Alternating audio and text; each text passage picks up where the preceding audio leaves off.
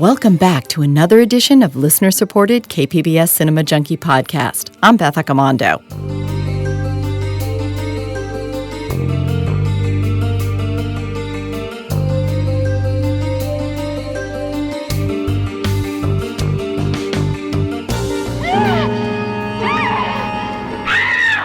Imagine a body as your canvas, a knife as your paintbrush, and blood as your medium. That, in a nutshell, is Italian Giallo cinema. Like film noir before it, Giallo has its roots in crime fiction.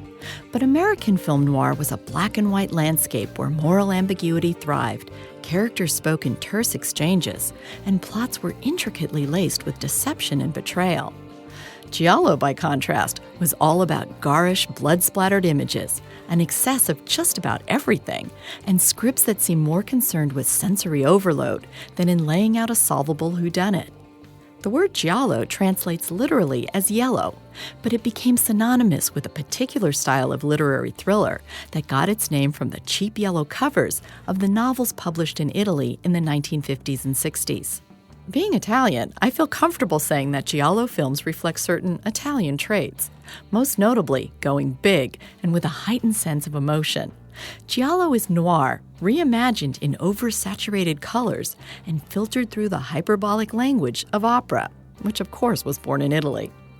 And if we want to reach further back in history, you could say Giallo draws on Italian culture's fascination with violence that goes back to the blood sport of the Colosseum and the powerful presence of the Catholic Church, whose epicenter is located in the heart of Rome.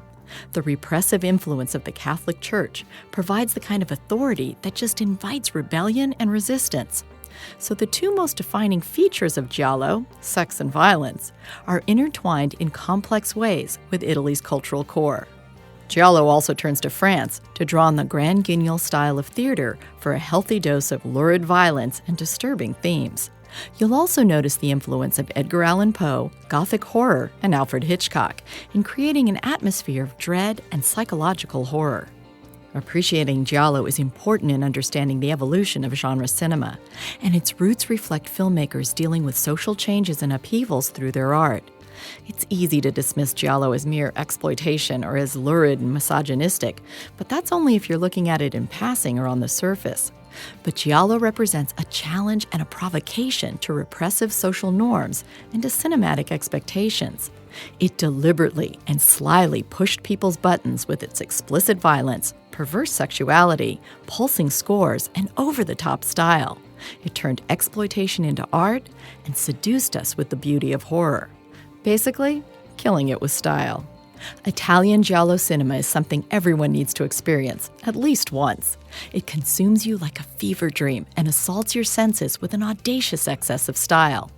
The reason for focusing on Gialli right now is that the ability to screen them theatrically has just gotten easier. AGFA, or the American Genre Film Archives, just made a set of beautifully restored Giallo DCP prints available for theatrical distribution. I'll be co-presenting a quartet of titles as part of a series called A Giallo Affair at Digital Gym Cinema. We'll be screening What Have You Done to Solange, Your Vice is a Locked Room and Only I Have the Key, Don't Torture a Duckling, and Death Laid an Egg. These will screen on Sundays at 4 p.m. and Mondays at 9 p.m. through October. For this podcast on Giallo, Killing It with Style, I speak with Brett Berg of AGFA, Troy Howarth, author of 2 volumes on Giallo cinema, So Deadly, So Perverse, with a 3rd volume on the way, and Rachel Nisbet, who runs Hypnotic Crescendos, a blog dedicated to Giallo and Italian genre cinema. First, a quick chat with Brett Berg, theatrical sales director and a bit of a film detective at AGFA. I asked him what AGFA is doing to make films like the ones we're screening more readily available. Our theatrical program on this level started at the beginning of the year when we partnered with a number of home video labels, and those would be Severin, Arrow, Vinegar Syndrome, and Cult Epics. And these are all, companies that are in the business of restoring classic genre films and putting them out on Blu-ray, on home video. So over the years, as someone who was also an exhibitor and putting together film shows on the ground level, I would often go to these labels and say, hey, do you have this or that film available, and do you have a print of it? Do you have the rights to it? A lot of times, as a film detective, when you're an exhibitor, there's really no other place to go. And sometimes they would say, yes, we have this and we have a print, or yes, we have this, but there's no print, or yes, we have a print, but we don't have the rights. It was just this confusing matrix all the time. And now that I'm in distribution, I know what the exhibitor goes through in order to try to figure out how to show some of these rarer but still really awesome, like horror and exploitation films. So AGFA has sort of corralled all the theatrical rights together from these home video labels to become a clearinghouse, a one-stop shop for genre film booking. And the films that we're showing with Digital Gym in San Diego, they all come from the Arrow home video label. They're in the UK, and if anyone wanted to, book a film from them in the United States, it was always this protracted process of not knowing who to get in touch with, and then maybe the request finding the right desk at Arrow. So now it's just really simple for people to email us or phone us and say, hey, I want this film on this date. And we go, okay, it's this much, kind of taking the confusion out of the process for a lot of people. When you're a film booker, oftentimes the one thing you don't have is time, which you will need to research some of these things more properly if you really want to show them. So I think that the greatest thing that AGFA is doing is just making this entire process a little easier on the exhibitor. Now, with the Giallo films, I grew up with some of them because I grew up in the 60s and 70s and got to see some of them theatrically. But trying to find some later on, after they've originally come out, I've had to sit through some magenta-colored prints and some really bad-looking stuff. And with Giallo in particular, color seems so important. And so having these restored ones that you guys are distributing is just amazing. They look like 3D without the glasses. Yeah, they're really spectacular restorations, again, done by Arrow.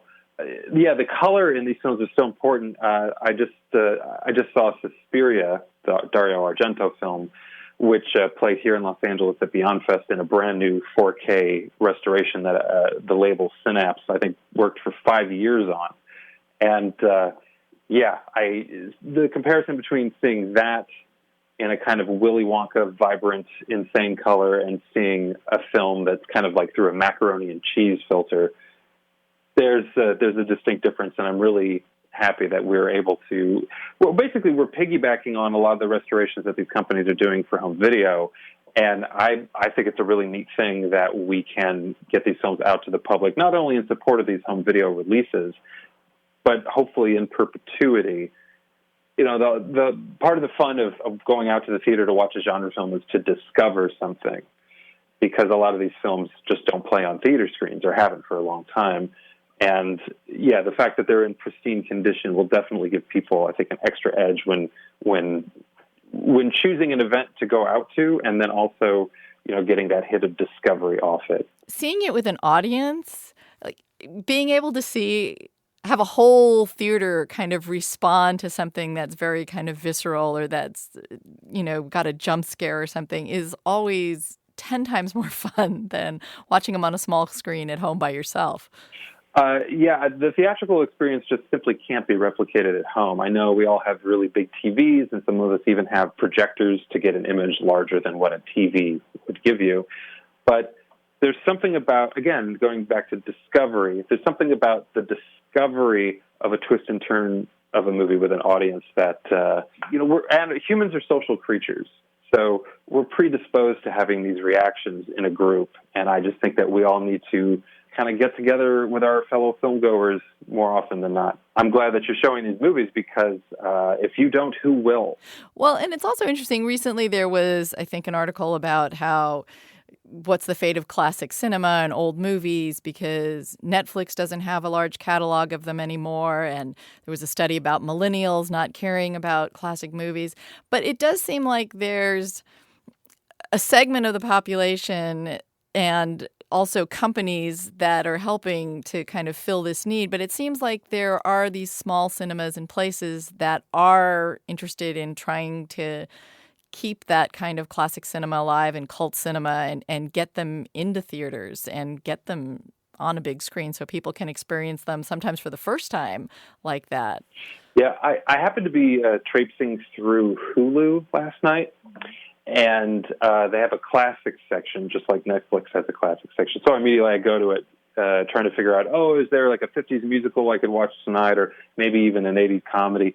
And nothing from those decades was really in there. And there were like mainstream studio thrillers from 2006 in the classic section. So the reason why millennials aren't going out to classic films is because they don't know they exist, because their primary methods of seeing films like Netflix and Hulu don't have them anymore. So it's up to theaters to play them, because that is pretty much the only way that anybody's ever going to get to see them anymore, unless you buy the Blu-ray. Now, we are showing the Giallo films that you have. So do you remember the first Giallo film you ever saw, and if it had an impact on you? I actually came to horror movies and suspense movies quite late. I would say that the first Giallo I saw was actually probably 10 years ago. So I would have been in my mid-20s. And it was Suspiria.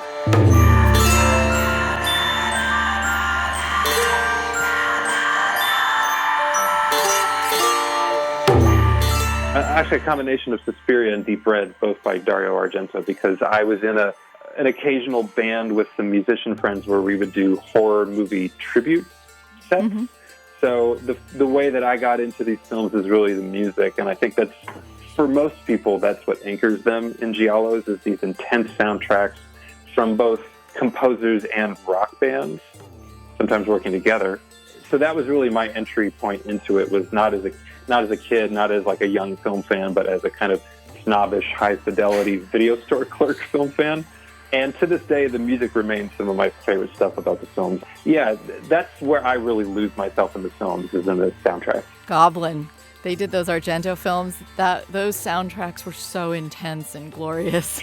Yeah, I believe there's a special feature on the DVD of Suspiria, like from, I don't know, late 90s, early 2000s. And it's a behind-the-scenes clip from 77. Dario Argento's in a post-production facility as they're making the movie. And he's gesturing at the screen and saying, "Okay, and now in this part, we bring up the goblin." And he's really excited and triumphant about it. And to him, the music represented some of the best parts of the movie, too. Well, we had a great experience here in San Diego where at UCSD, I think it was the MFA students in the music department decided to play the Goblin score live to a screening of Suspiria in this state-of-the-art theater that had been built there that was like perfect for sound. And I remember the timpani drums that come up at the beginning, and you could feel it like come up through the floor and up through like your body, and it was like I got goosebumps watching it with that.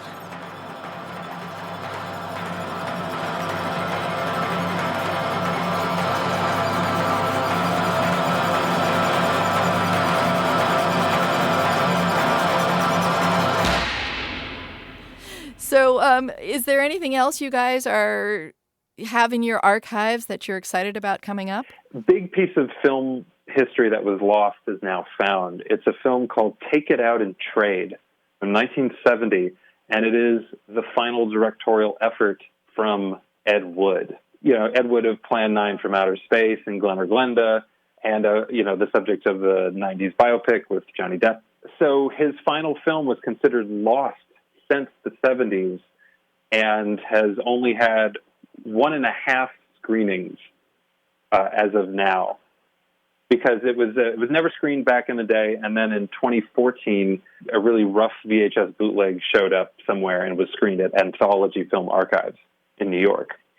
So we have located the only known film materials, and now AGFA has restored and owns outright the final Ed Wood movie, Take It Out and Trade, and we premiered it at Fantastic Fest a few weeks ago in Austin, and we're going to be rolling that out, I think, in May of next year. All right. Well, your job sounds like a lot of fun to be these film detectives. So it's a hell of a lot of work, but it is a lot of fun. There's great rewards to it. That was Brett Berg of American Genre Film Archives. Next up is Troy Howarth, who's working on his third volume of So Deadly, So Perverse, A History of Giallo Cinema. I began our conversation by asking him if he remembered the first Giallo he had ever seen. Well, the very first Giallo I ever saw was actually long before I knew what a Giallo was. Back in the 80s, when I was growing up, late-night TV, they used to run a lot of European horror movies and whatnot. At that time, I was so young, I really had no idea of, the concept of it being a foreign movie or being dubbed or anything like that. But there were some films that came on late at night that definitely stood out as being a little bit weirder than the rest. And one of them was The Night Evelyn Came Out of the Grave.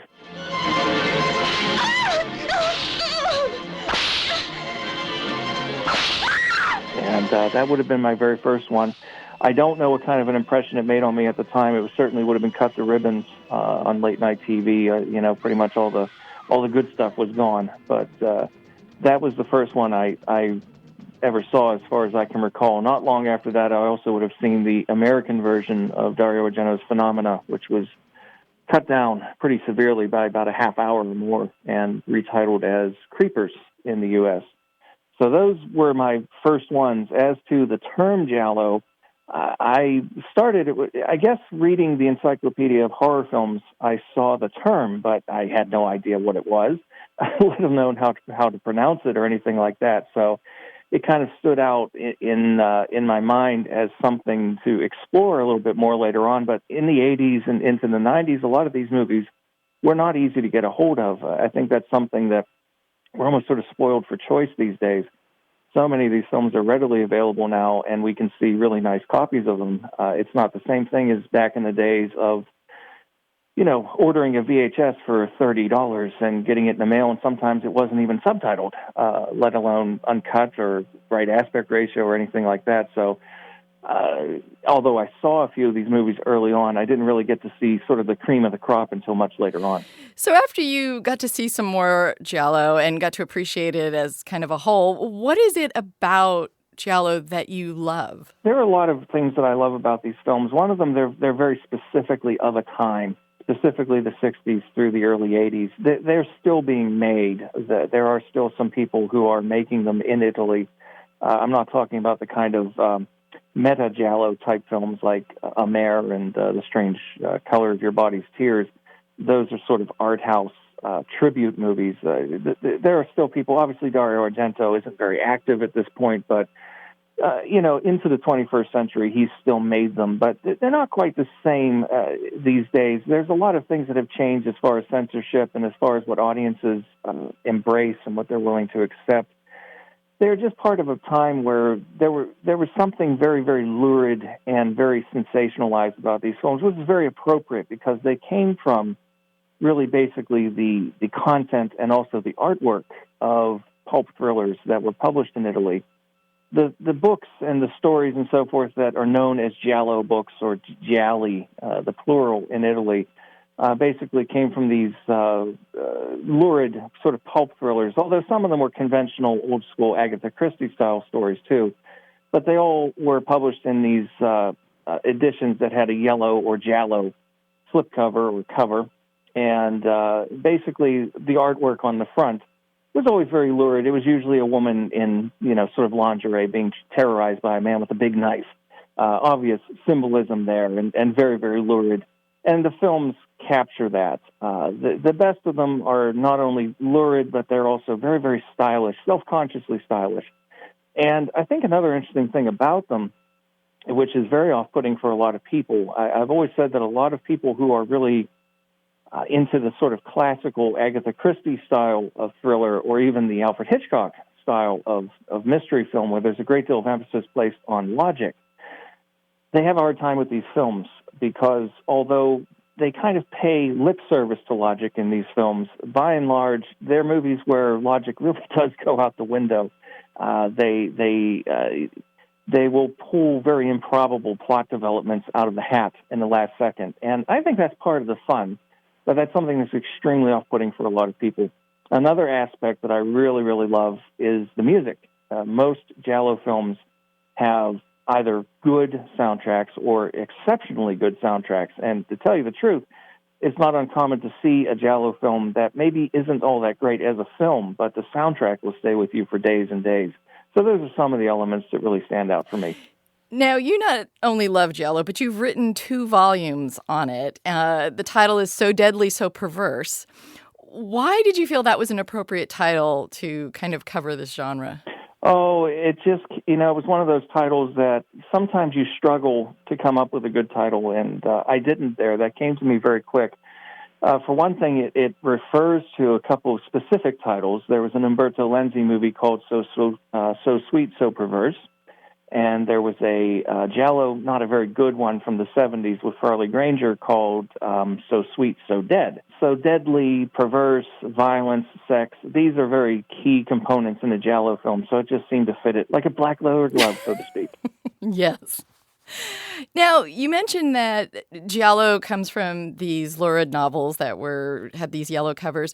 So, in a sense, it's a bit like noir in the sense that kind of the roots for this film genre come out of fiction and kind of a crime fiction. Yes, absolutely. And in fact, noir is a very good thing to bring up because, nothing is created in a vacuum. So it's always been kind of a progression from the kind of classical Agatha Christie drawing room style of thriller. Then you get into the noir stuff, and then you have like the Edgar Wallace creamy films of the late 50s through the 60s and 70s. The creamy films, crime films, then led into the Giallo films, which then in effect led into the slasher. So it all is kind of a continuous progression.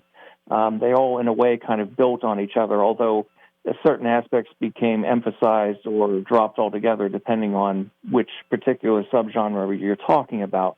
But it all does kind of have its roots in literature, of course. That's definitely true. You mentioned briefly about style, and Giallo is really a genre that seems to be completely drunk on style. Because this is for radio, talk a little bit about what makes these films kind of look the way they do, and what is it about them that's kind of so striking? It's a hard thing to put into words. It's one of those things where sometimes, the words don't always do it justice, but the Giallo on film, I'm talking about as far as actual films that were released into theaters and were distributed all over, in some cases internationally, got its start in the early 60s, 1963, with the release of Mario Bava's film The Girl Who Knew Too Much.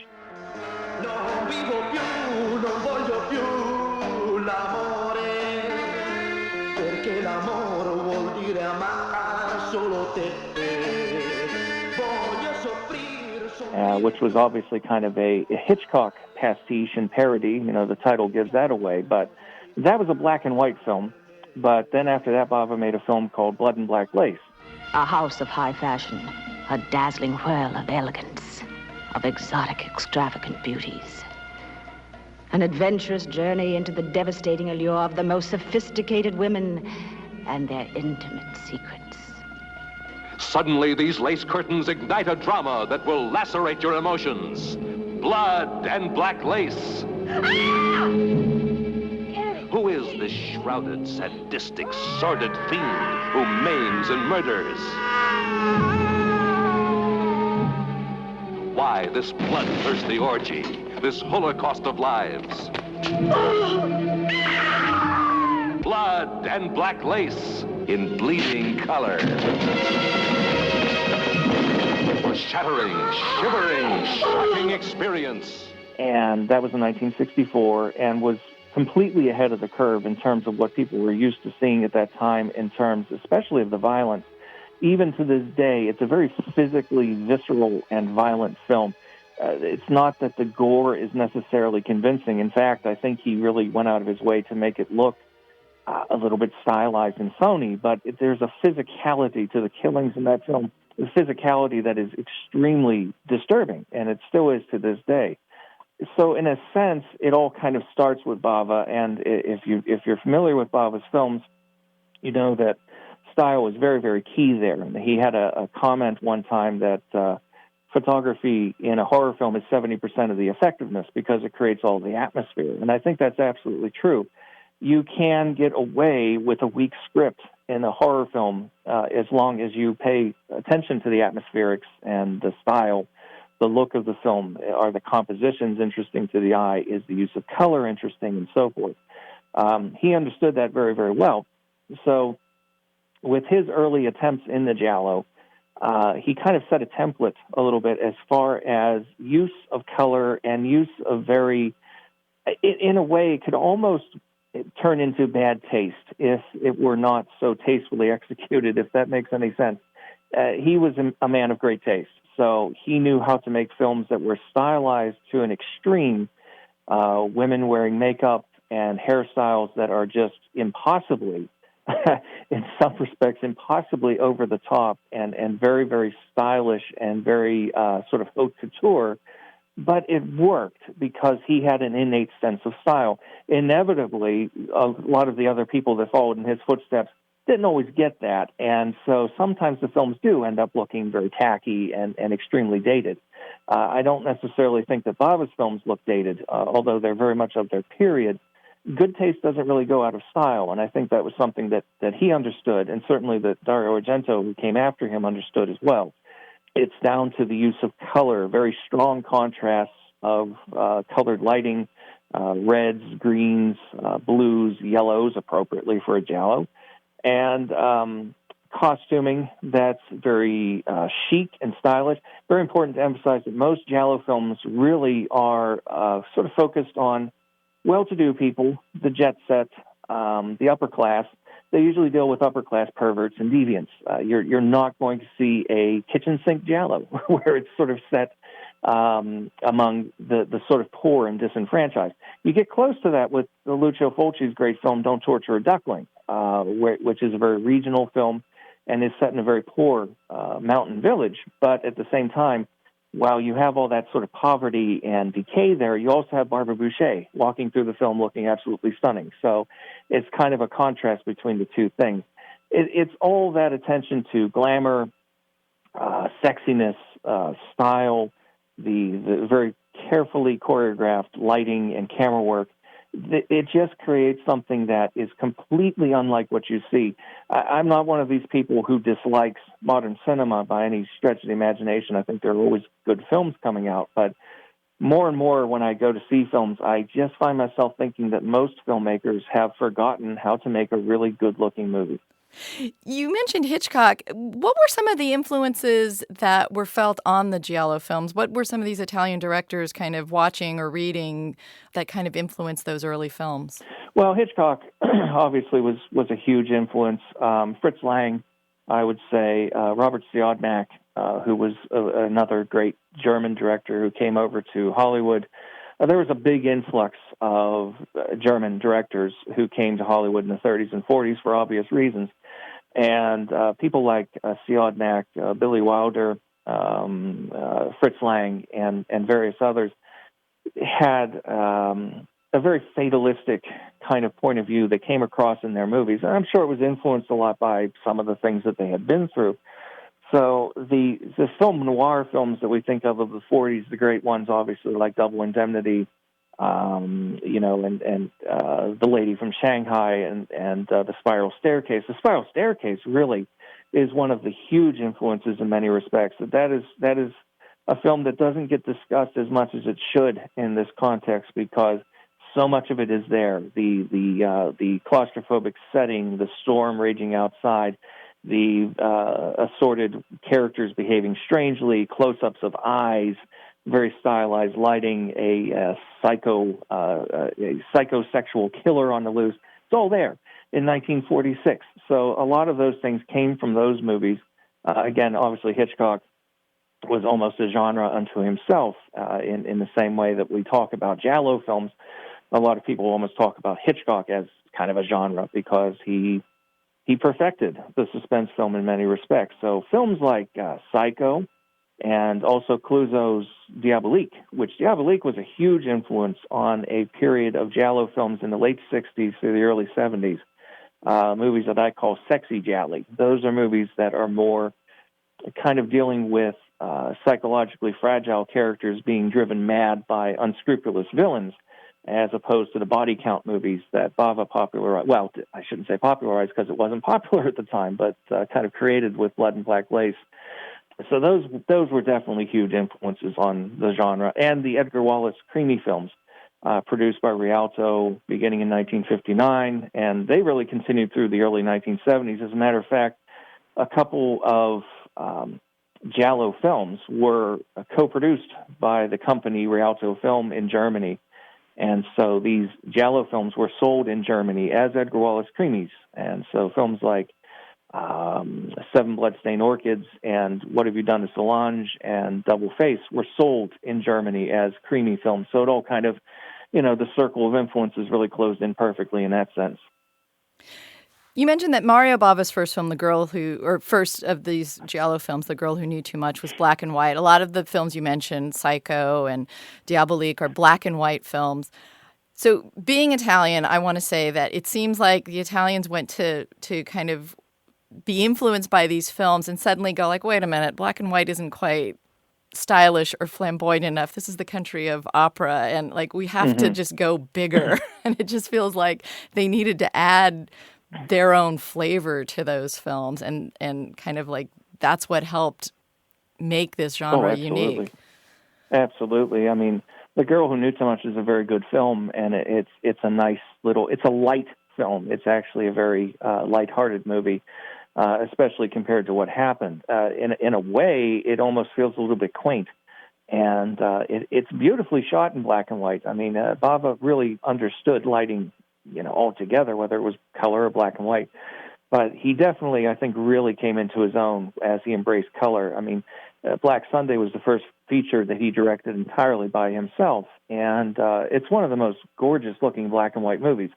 But then he follows it up with a widescreen color movie in Hercules and the Haunted World, which, it may have its script problems, but that film is absolutely gorgeous to look at from beginning to end. And one of the things that's really inspiring about his movies is the fact that he was really working with very, very primitive means.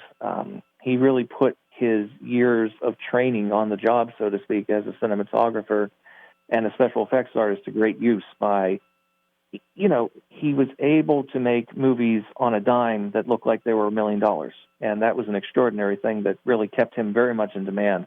The color definitely helped to kick the Giallo up to another degree, in the same way the early Creamy films were in black and white. And then once they saw what the Italians were doing with color, they kind of realized, maybe it's time that we do this too. So they started doing films in this kind of similar Baroque color scheme as well. So again, that mutual influence was being felt there too. And because these films came out of Italy is a very Catholic country. It's also a country where, they had the Colosseum and these violent games, and they're where we associate the mafia. How do all these things kind of swirl together to influence Giallo and kind of lend it a particularly Italian feel? I think Lucio Fulci, who was one of the great masters of this genre, had a good quote. People refer to it all the time. He said, violence is Italian art. And, it's true enough. It goes back all the way, as you mentioned, to the days of the Colosseum, the sort of, feeding the Christians to lions sort of thing.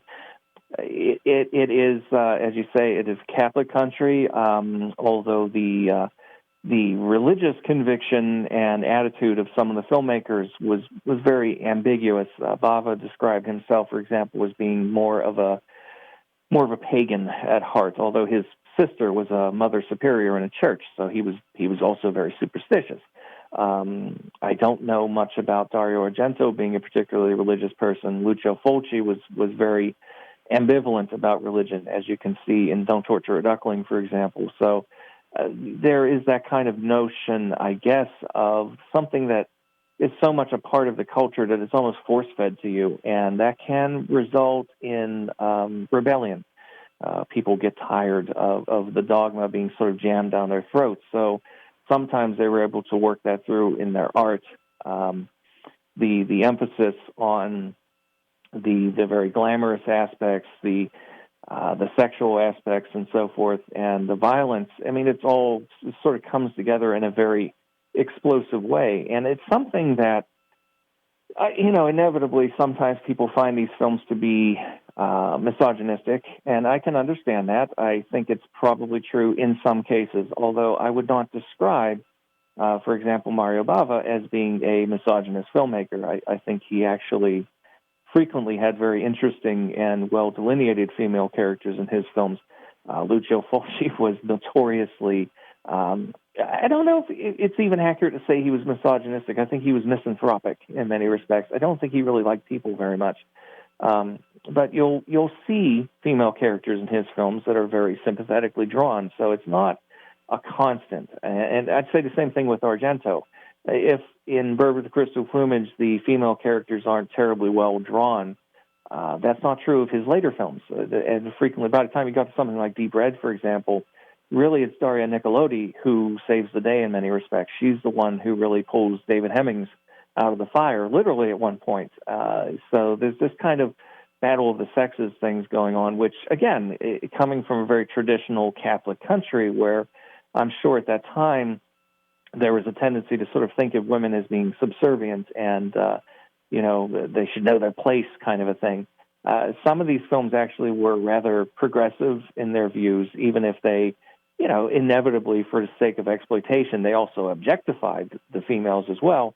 At the very least, very often they gave them a real active role in the story instead of just making them the shrieking victims all the time. Well, and there are quite a few Giallo with female serial killers. Yes, absolutely.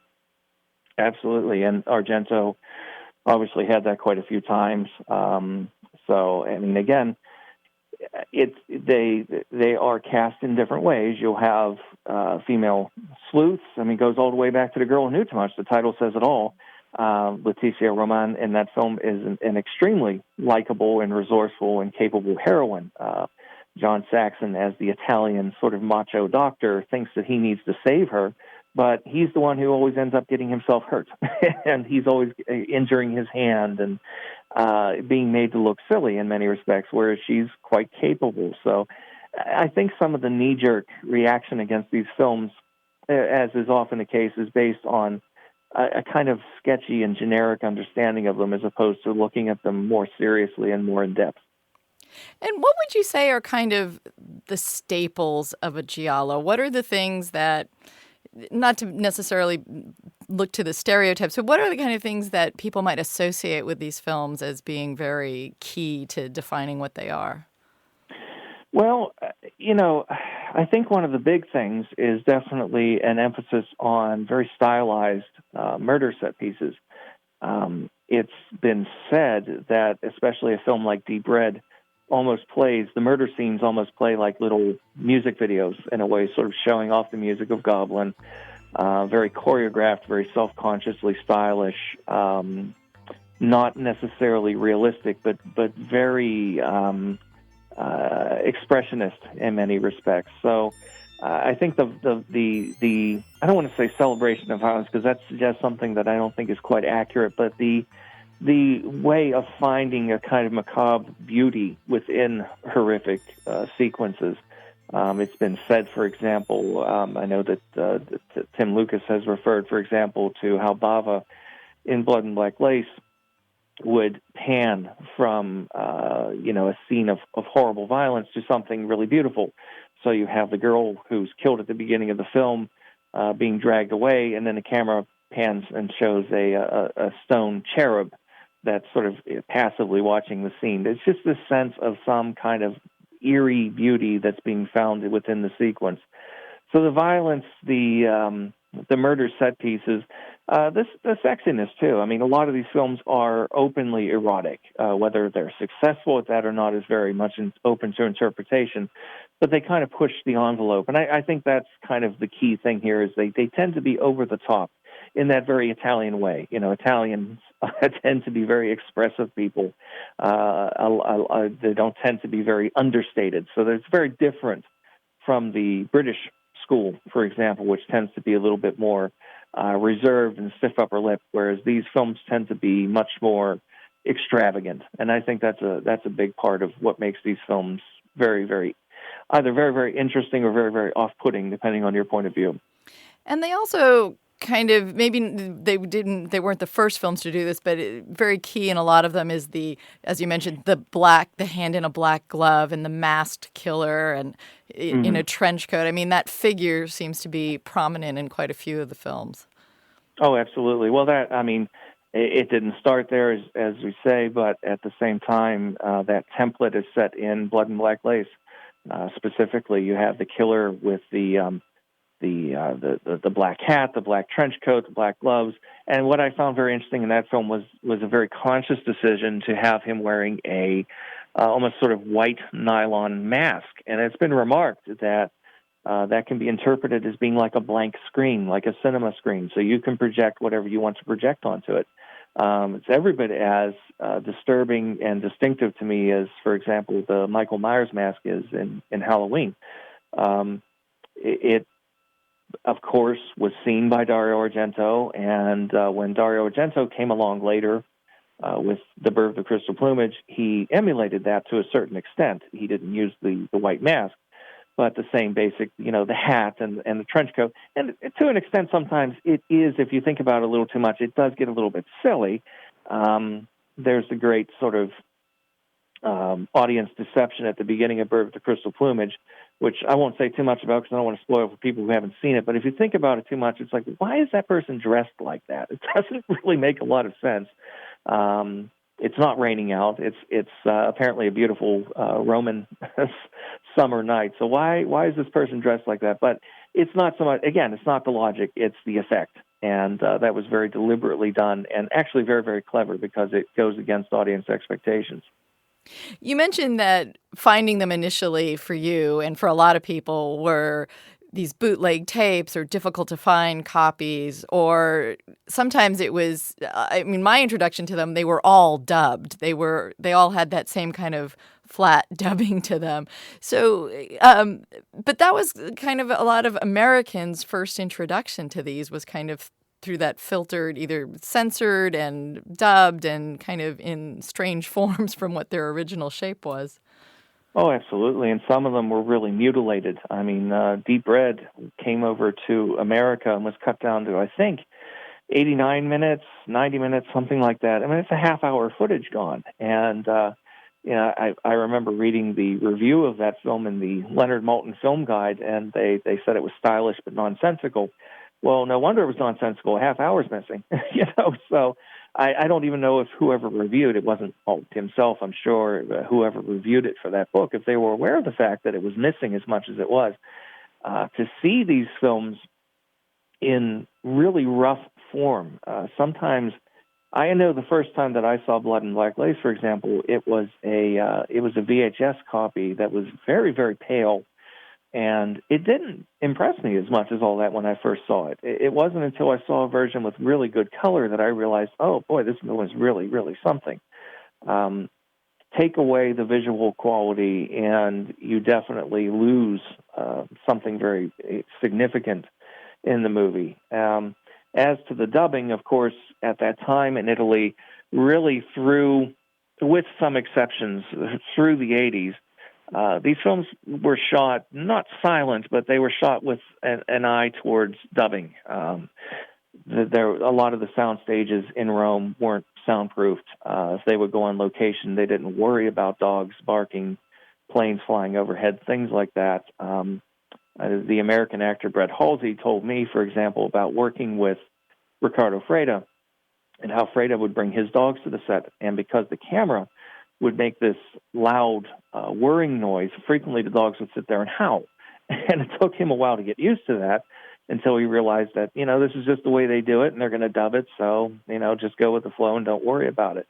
The English tracks that were done for these films, many of them are actually rather good. It depends on the film. There are certain films that I much prefer in Italian. One of them would be Blood and Black Lace. Whereas films like Deep Red, for example, or Bird with the Crystal Plumage, I'm fine with those in English because the quality of the vocal dub on those films is very good. Plus, the English actors like David Hemmings or Tony Musante did their own dubbing. So, whatever works. Some of these films really, really suffer when you see them in English. It really makes them look very, very hokey. So that's something you have to take into account, and it's something that it takes a while to get used to it. It definitely took me a while to get used to that aspect. We're going to be showing a quartet of newly restored Giallo titles, and I wanted to just get you to talk a little bit about each one of them. The first one we're starting with is What Have You Done to Solange? And you had brought that one up briefly about about it being released in Germany. What do you have to say about that one? What makes that one kind of stand out?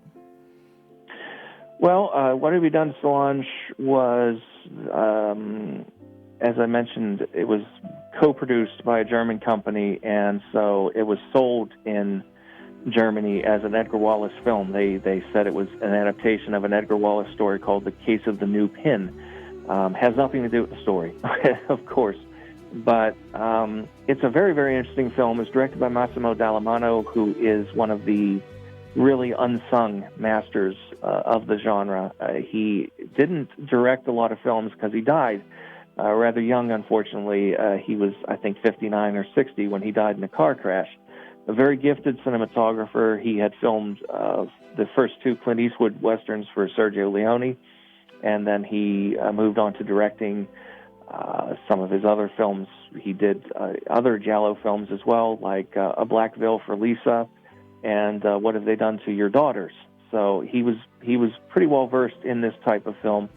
What Have You Done to Solange is particularly interesting because it's one of the Giallo films that really has an emphasis on characters. That's not always the case in these films. Sometimes they're more interested in sleazy plot elements or in graphic violence or in kind of playing head games with the viewer.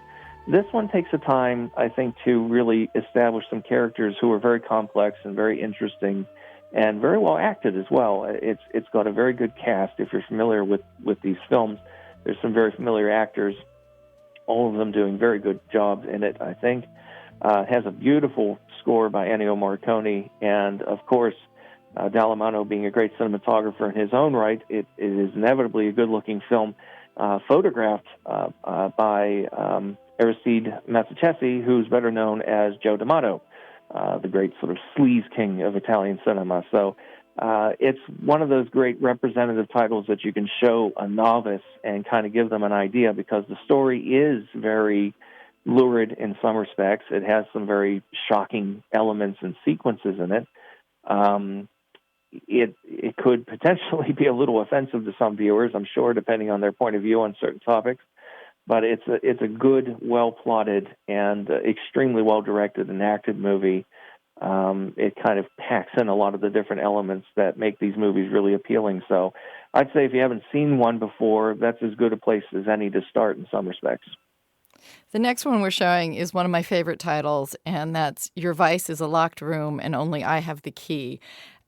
The titles of these Giallos there's a lot of them that are just crazy, like All the Colors of the Dark and A Lizard in a Woman's Skin. Do you think there was something were they trying to do these kind of lurid headline type titles to lure people in? Oh, yes, there was. I mean, can you imagine a title like that on the marquee today? I'd go see it in a minute. It's like so many things. Posters are so bland today, and so are titles. Your Vice is a Locked Door and Only I Have the Key is actually a kind of reflexive title in the sense that it refers back to a line of dialogue in Sergio Martino's first Giallo, which was called The Strange Vice of Mrs. Ward, also known as Blade of the Ripper. And in that film, Edwige Fenech plays a character who's involved in a relationship with this man. It's sort of built on blood fetishism, so it's kind of a kinky subplot to that film, but that line is uttered. So Ernesto Gastaldi, I think, the screenwriter, liked that and decided to recycle it as a title. And so Your Vice is a Locked Room and Only I Have the Key came out under that title. The titles for these films frequently were it's like anything else, they were influenced by popular success. So when Bird with Crystal Plumage came out, everybody in Italy wanted to make thrillers with animals in the title or insects. So Lizard in a Woman's Skin, Don't Torture a Duckling, Black Belly of the Tarantula, Iguana with the Tongue of Fire. I mean, these are ridiculous titles, but that's part of the charm. And again, I mean, to hear a title like that, I mean, you got to go see that, right? I mean, it's just you never hear a title like that. So that's definitely part of the appeal. And this one also has a great score to it. Yes, Bruno Nicolai, who was the longtime collaborator of Ennio Morricone, and there's some controversy about the Morricone-Nicolai kind of dynamic. If you are a student of Morricone, you'll notice that once he and Bruno Nicolai parted ways around 1975, the sound of Morricone changed a little bit. He got to be a little less playful, a little less experimental, a little bit more sort of serious and somber. And there's good reason to believe that there was kind of a mutual influence there. And it seems that, depending on who you believe, either Bruno Nicolai wrote certain pieces of music that were credited to Ennio Morricone, or it was the other way around, or it could be both, certainly. I think given the fact that Morricone was scoring, ridiculous amounts of movies, it wouldn't be shocking if every now and again Nicolai stepped in and wrote an occasional piece, or maybe took something out of Ennio's drawer that he'd forgotten he'd written and used it himself. But it's a great score, one of many Giallo scores that Nicolai wrote in the early to mid-'70s. Think of films like Eyeball, for example, or All the Colors of the Dark, or The Case of the Bloody Iris. Great soundtracks. And again, that's definitely one of the big appeals for me with Giallo films, is listening to the scores. Sometimes I listen to the scores more often than I watch the films.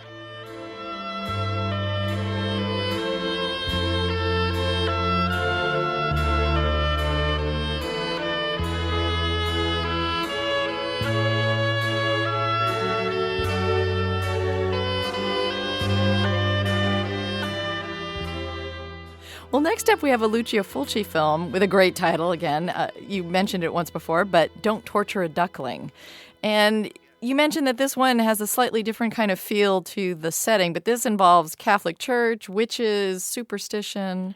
Yeah, it's a very unusual sort of rural, regional Giallo. You don't see that very much.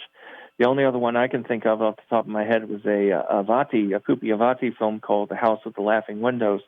Very unusual to see a film set in the countryside, amongst the kind of lower class, so to speak, the poor, the disenfranchised. It deals a lot with intolerance and superstition and the joys of Catholic guilt. And it is, I think, one of the most, I'll tell you right off the bat, it's one of my absolute favorite films of all time. I think it is the best film that Lucio Fulci ever directed.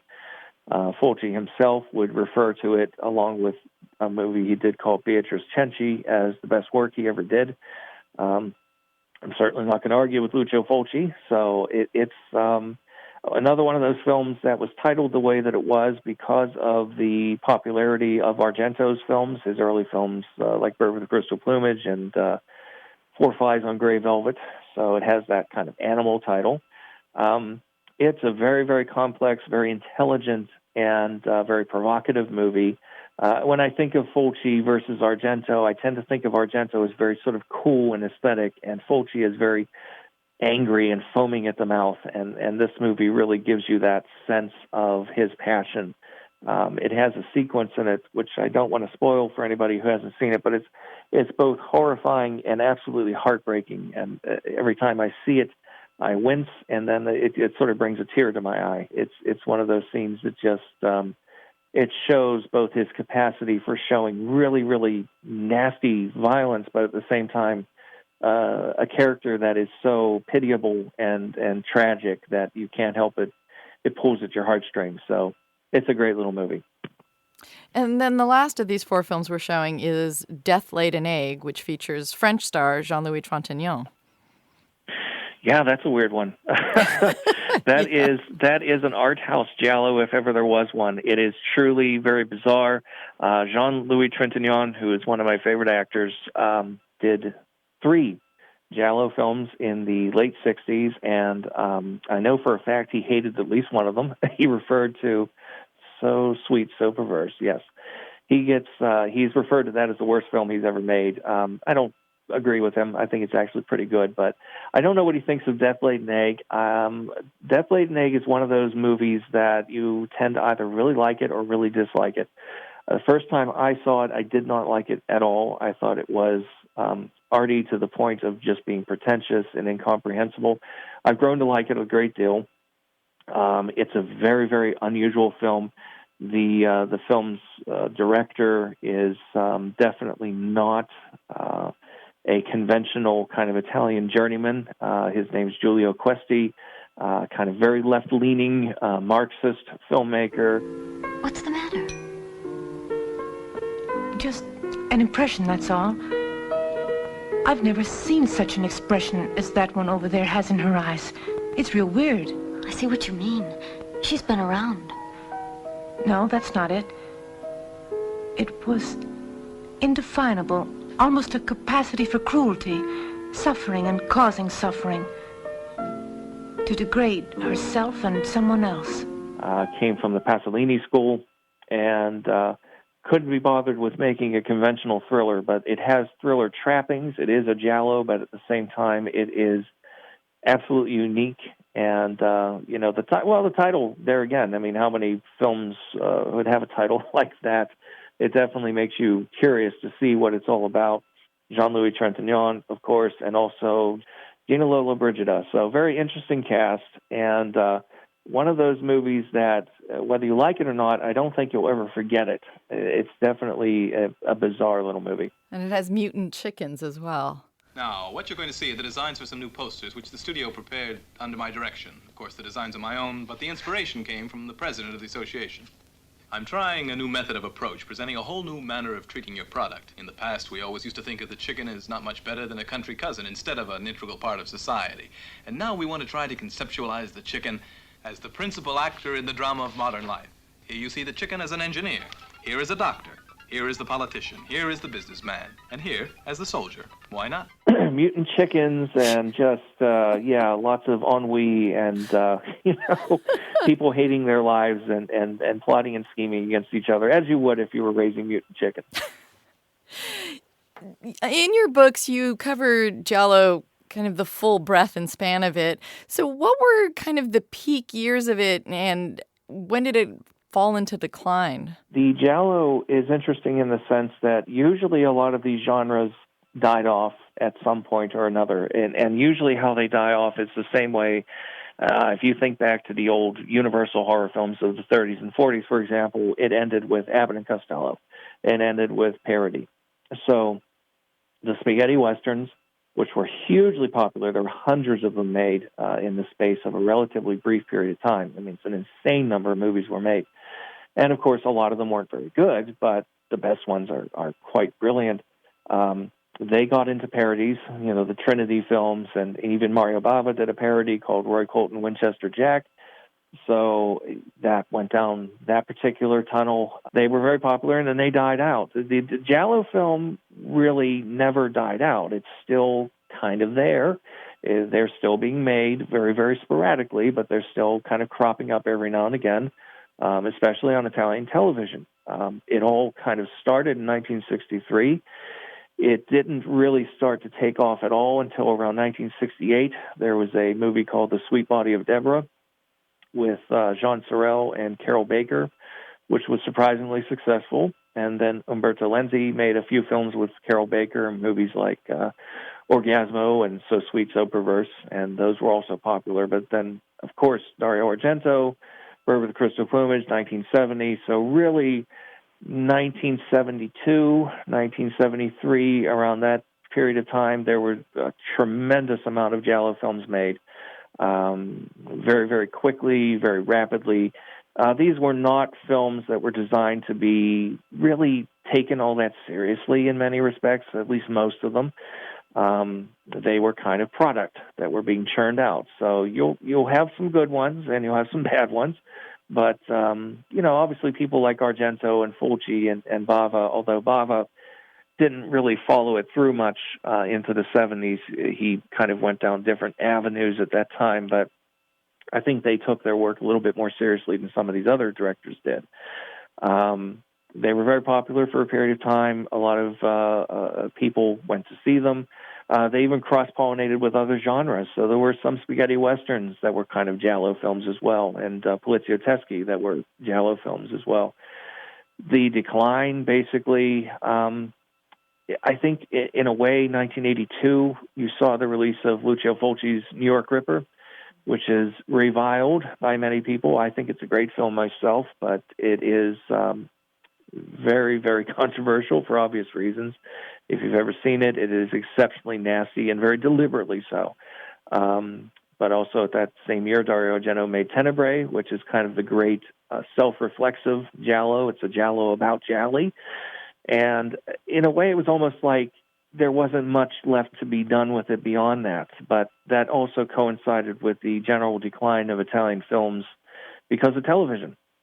Basically, that's what happened. In television kind of took over as the popular medium. People stopped going to the movies. More and more people stayed home and started watching movies on television. Theatrical releases couldn't really keep up, so a very booming industry that was producing hundreds of films a year went down to producing very, very little. Dario Argento was one of the very few directors who managed to weather the storm because he had sort of built up his own business empire. But even he felt the heat eventually, and his movies in recent years have become very low budget, whereas at one time he commanded a pretty sizable budget and schedule to make his movies. So basically, as the 80s wore on into the 90s, just less and less being made theatrically. So it never really died, per se. They're still being made very sporadically, but definitely I'd say the early 80s is where you really saw the kind of the end of the classic period. Now, you mentioned that Giallo kind of led to the American slasher films. So what's kind of been the influence of Giallo on American cinema or on cinema around the world? Well, interestingly, the third and final volume of So Deadly, So Perverse is actually about non-Italian Giallo films. So that's not to say that all the films that I'm covering in it should be classified as Giallo films. As far as I'm concerned, the only real authentic Giallo films are Italian movies. But these movies all show signs of the influence, and they come from all over. You've got films from Asia, from Turkey, from India, from America, Canada, Great Britain, and so forth and so on. So they definitely, at their peak period when there was a lot of these films being made, the Germans got in on it, the Spanish got in on it, especially the Spanish got in on it. There were a lot of films that really felt very much like Giallo films, but they were Spanish films and not quite the same. The influence as Giallo films kind of started to experiment a little bit more with more extreme violence. Bava had made a film called A Bay of Blood, also known as Twitch of the Death Nerve, which is one of my all-time favorite titles.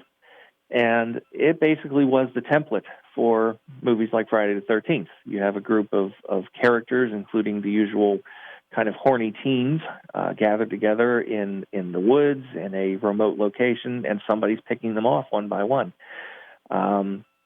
Sergio Martino made a movie called Torso, which also was definitely kind of forecasting what would happen. You get into a more kind of overtly sexual kind of scenes in that film, and also a more and more graphic gore.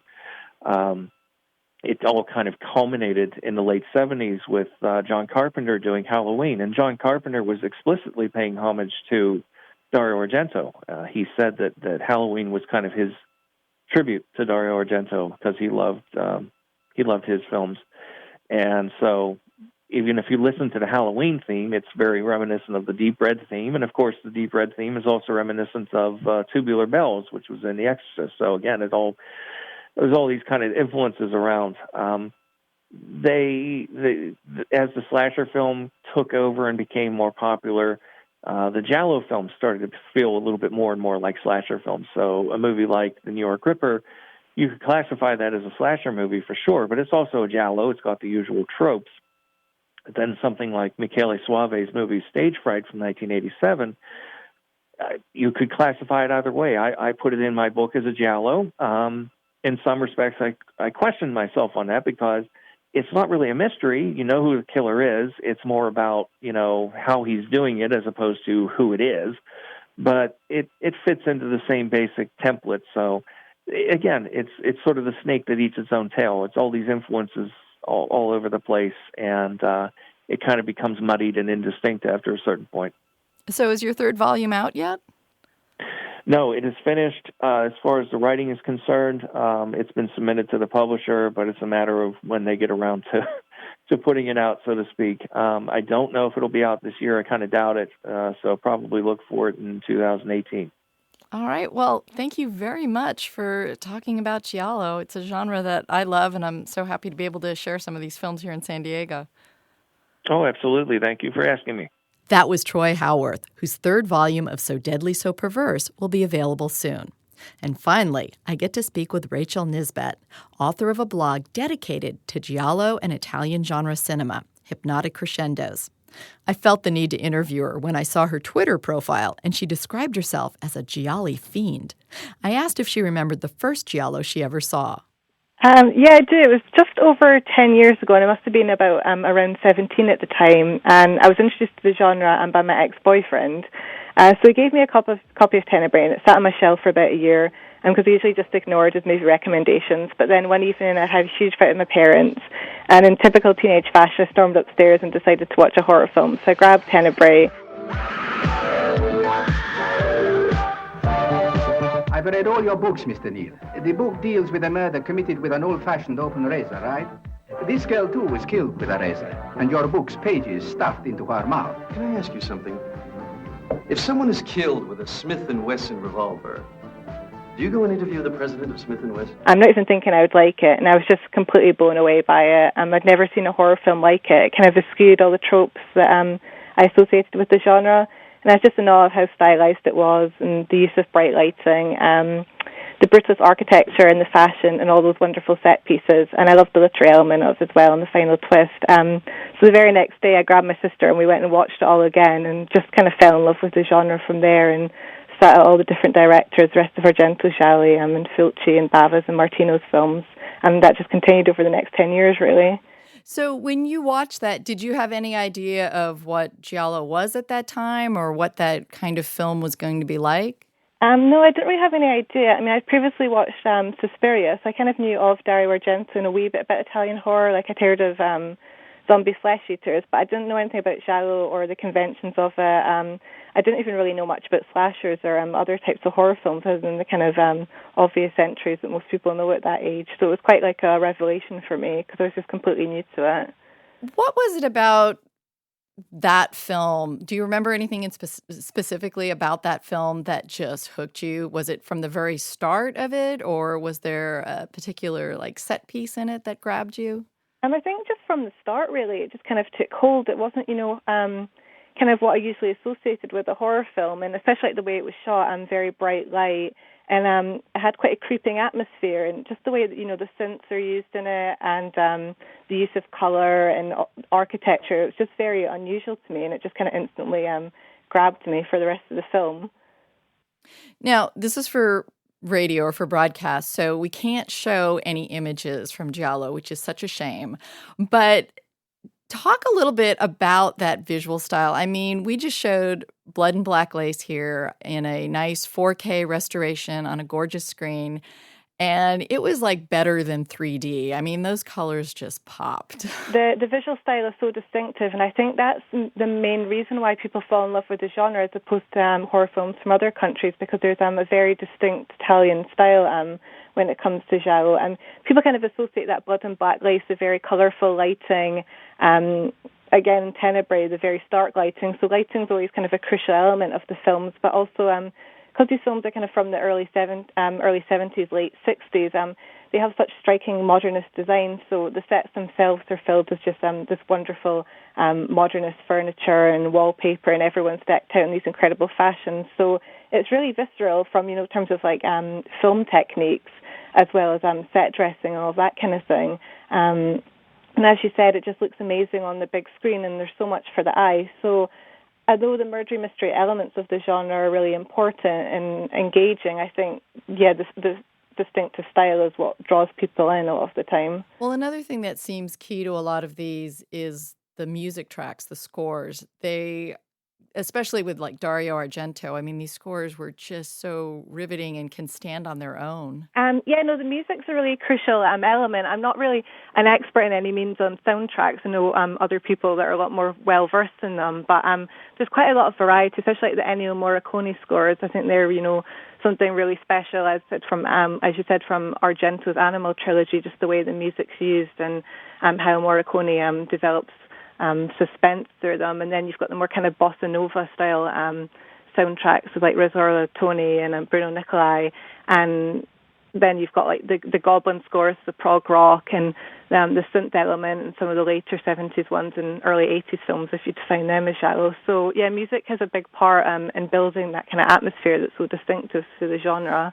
Now, another thing I think for people who are unfamiliar with Giallo, and part of what I hope to do with the podcast is to hopefully get some new converts over to it, but part of it too is that it has this kind of weird hallucinogenic fever dream quality to it. These films are not your typical like straightforward linear narratives and whodunit kind of crime fiction, even though they have those elements. But there's this weird kind of just crazy quality to them. Is that part of what's appealing to them? Yeah, no, that's certainly part of the appeal, and that kind of level of surrealness, and it's quite unsettling and jarring because it feels like something that kind of, like it plays with the murder mystery narrative, and it feels straightforward, as you said, but then these surreal dream sequences take place, people talk in cryptic ways, things aren't quite as they seem, and that's really like everything's kind of dialed up to 11, so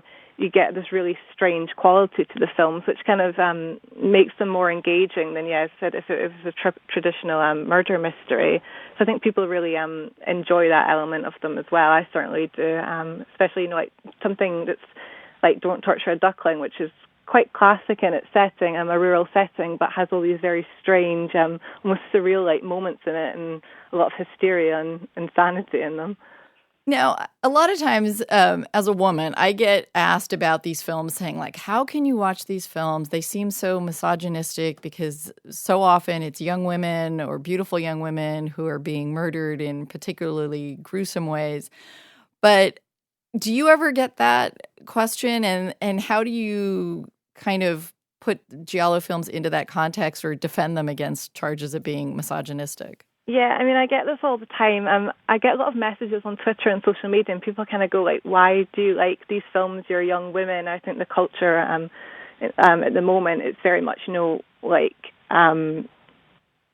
you're supposed to be very careful about the media that you consume, and you should really be pushing for pro-female media and all that kind of thing. But to be honest, I kind of find the misogyny debate quite lazy.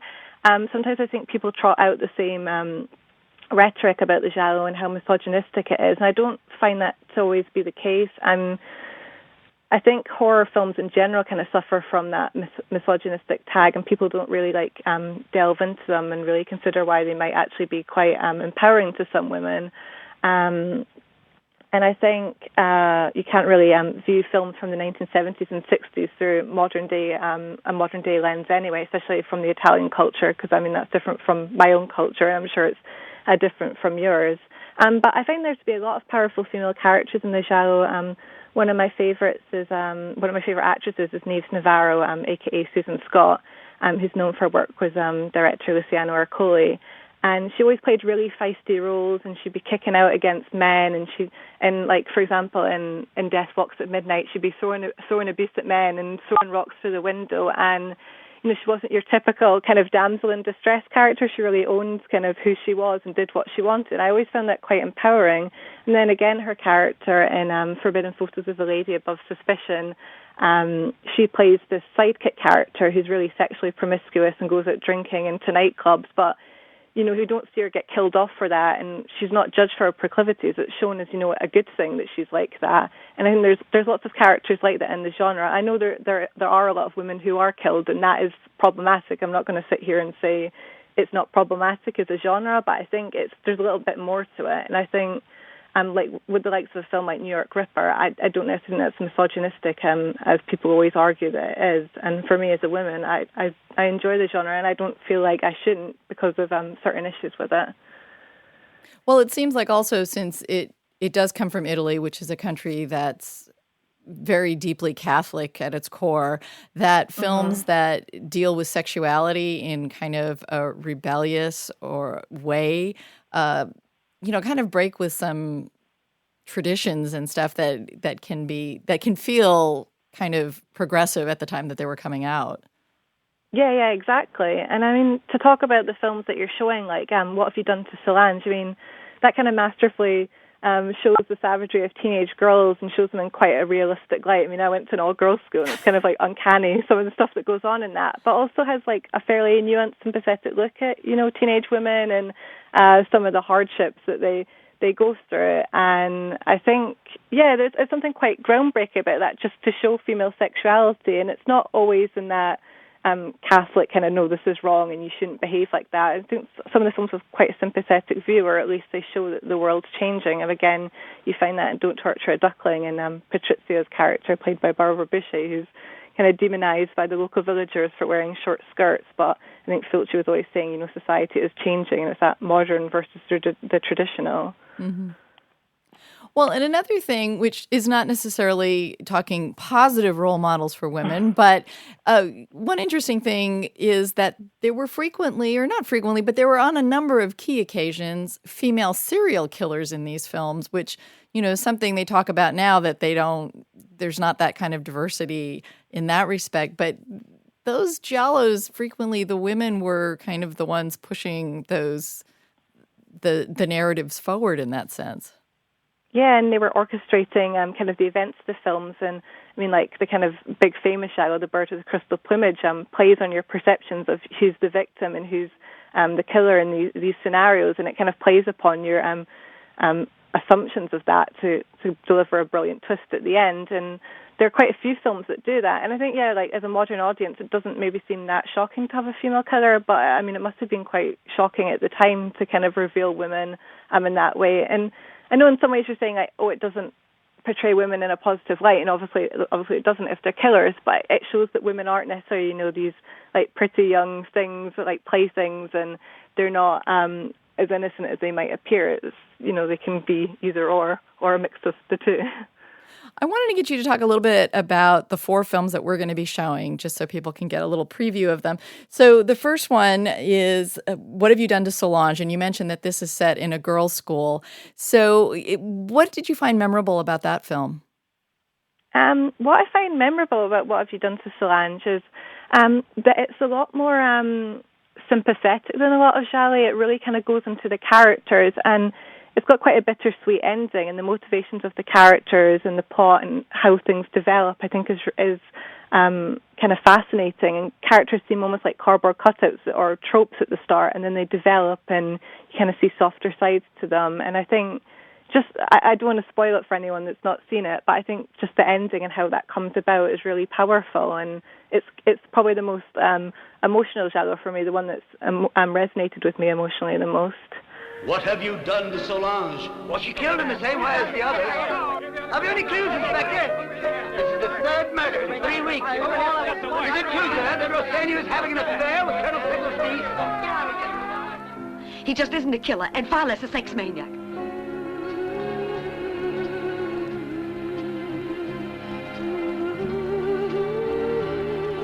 Those girls know what it's all about, for sure.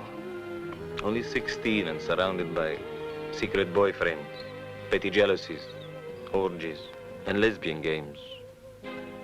Now, the next one we're showing has one of my favorite titles, and it's Your Vice is a Locked Room and Only I Have a Key. These titles are just, like, I adore them for kind of just out of this world, yeah. It's like the title alone would draw you in. Yeah, exactly. And the title actually comes from a line, well, not a line, something written down in Sergio Martino's 1971 Giallo, The Strange Vice of Mrs. Ward. It's written down on a note, and I think it's in some flowers. So I think he just went on and developed the film with that title because it was such a brilliant line. And does the story of this live up to its title? Yeah, no, it's a fantastic story. It's interesting because it's actually based on an Edgar Allan Poe story, The Black Cat, and it's kind of a strange cross between that story and a Giallo. So you can see the key motif in how that title actually works. But, I mean, it is a really, really good example of a giallo. I think this is probably the most traditional of the ones you're showing, arguably. Mm-hmm. Yeah. Did you, is there any, like, set piece scene in that film that you remember? I think all the stuff involving the Mary Queen of Scots costume is quite memorable for me. There always seems to be these kind of set pieces in the Giallo films, like whether it's the murders or something else, but it always seems like they're these very carefully orchestrated and constructed sequences that are just kind of hypnotic. Yeah, these wonderful, extravagant kind of set pieces that, you just get stuck in your brain. They're so, like, wonderfully executed. It's definitely, again, another reason why people love the genre so much, because the films, tick along really nicely, and they're just punctuated by these amazing artistic bits of violence. Well, and that seems to be key to them, too. I mean, this sense of the acts of violence seem to be these kind of artistic things. It's not merely there just to be an act of violence. It's almost like to find the beauty in it or to find something perverse about it that we need to focus on. Yeah, exactly. It's the art of horror, and it's interesting that the films are so stylistic in terms of, like I said before, the camera work, the interiors, the architecture, the fashion, and the violence is just as stylistic. You don't always find that in horror films, where it's almost like kind of gross out horror. In the giallo, it's always very masterfully done. Now, the next film we're showing is a Lucio Fulci film, and you mentioned the title earlier, but it's Don't Torture a Duckling, which, again, is another great title. And this one's a little different in kind of its setting, but it's really one of the best, I think, that the genre has to serve up. If you're going to name kind of your top five, I think Don't Torture a Duckling would definitely be in there. And unlike some of the other titles, which are a bit more frothy, I think Don't Torture a Duckling has a really strong and powerful message and social commentary and critique in it, especially directed towards the Catholic Church. I mean, as you talked about earlier, Catholicism is kind of a main component of these films, but especially in Don't Torture a Duckling, it's critical to the film, and it's quite damning, to be honest, of the Catholic Church in Italy at the time. And is there anything that stood out in that film for you? I think there's a certain sequence. Again, I don't know how much I can say. I don't really want to spoil it for anyone that's not seen it. That's true. There's a certain sequence that's involving Florinda Balkan's character that's quite harrowing but strangely hypnotic. And that can be said about a lot of the films, I think. Yeah, it's definitely got that surreal element that we talked about earlier. I think even though it's in that traditional rural setting, there's just these kind of off-the-wall moments, and it's going to have to be seen to be believed. Well, it's kind of a combination of that feeling you get driving past an accident where you need to watch, but then it's like driving past that accident and needing to watch, but it's filtered through a dream you're having at the same time. So it's like removed. That's a really good description. Yeah, it's almost like a surreal kind of grotesqueness that permeates the film. It's very dreamlike. Yeah, they frequently feel like, when you come out of them, you feel like a little heady, like you've been on some sort of drug or something, or just woken up from some really strange dream. Yeah, and then you kind of want to go back and watch it all again and figure out like the bits that seemed a bit off kilter at the time. And sometimes there's no way to figure it out. Yeah, sometimes you're right, wait, that doesn't quite add up. But then you just kind of go, it's a giallo. That's kind of the point, is that there's massive plot holes in them sometimes. But yeah, some are bits more well-constructed than others. But Lucio Fulci's other film, Other Giallo, A Lizard in a Woman's Skin, quite similar with the dreamlike element and the surreal atmosphere. They're quite good to watch together. And the last film that we're going to be showing is another strange title, which is Death Laid an Egg, which has the gorgeous Gina Lollobrigida in it. Yeah, that's an Emilio Kesti film, and it's a late 60s offering. I think it was released in 68, but made in 67. But Death Laid an Egg is absolutely bonkers. I kind of consider it to be like a gonzo giallo. It has quite a lot of cinematic kind of components to it, especially the opening scenes, which are very odd. It's kind of all these different scenes intercut with one another to create quite an artistic, strange sequence. But I really love Death Laid an Egg because it's also an unusual example so much that it's got this strange, almost like futuristic feel to it in places. There's like a high-tech chicken farm where these boneless chickens are bred for meat, and it's very, very odd, that whole component, and that's played against this backdrop of backstabbing and blackmailing and strange twists and red herrings. For you, do you have a top 3 Giallo? If somebody wants to explore the genre beyond these 4 films, do you have like a top 3 that you would recommend? Yeah, for someone getting into the genre, it's so hard to pick because I have so many favorites. But I think bar the 4 films, a really good top 3 would be like The Strange Vice of Mrs. Ward, then Deep Red, or maybe The Bird with the Crystal Plumage. But I think I'd go with Deep Red for your definitive Argento Giallo. And then for a third one, I don't want to pick another Fulci because you've already got one on your list. So I was going to say A Lizard in a Woman's Skin maybe is the third one. Well, there's no reason why you can't have 2 Fulci, I don't think. Yeah, we can have 2 Fulci. I think, he needs more credit for Giallo because everyone knows him for Giallo, because everyone knows him for his zombie films. But I think his Giallo is starting to get the credit it deserves. So I'd recommend people kind of delve into that. Oh, actually, and Sergio Martino's film, as I said, The Strange Vice of Mrs. Ward, I think he's another definitive director that you need to check out if you're new to the genre. Of course, this makes me want to extend this film series for another few months and add all these other titles in. I know there's so many you can add. There's so much choice. Now, you came to these films when you were a teenager, and you're still young now. How do these films hold up for? Because I'm older, and I saw some of these films when they were first coming out, in the 70s and in the late 60s. But for you, as a younger person coming to them, do they hold up? Are they something that are laughable sometimes, and is that okay, or how does that play for you, somebody who's grown up with these modern slasher films and seeing these Giallo now? Well, it's a really interesting debate, and it's something that a lot of people kind of discuss in the Giallo community.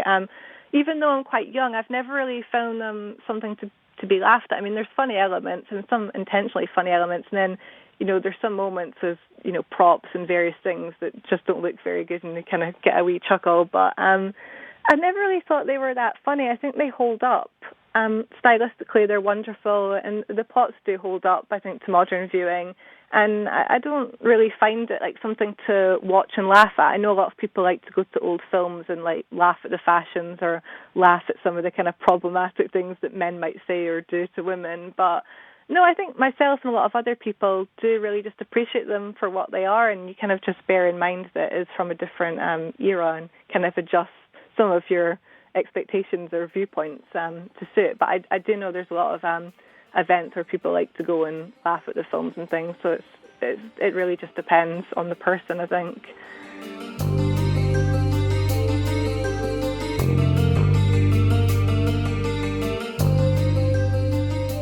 That was Rachel Nisbet, author of the blog Hypnotic Crescendos. A Giallo Affair film series runs through October at the Digital Gym Cinema. If you enjoyed this podcast, then please recommend it to a friend. That's the best way for the audience to grow. And consider leaving a review on iTunes. That truly helps raise the visibility of the podcast. And if you're feeling particularly generous, you can also support the podcast with a financial donation at kpbs.org/feedthejunkie. Thanks for listening to another edition of listener-supported KPBS Cinema Junkie podcast. Till our next Film Fix, I'm Beth Accomando, your resident cinema junkie.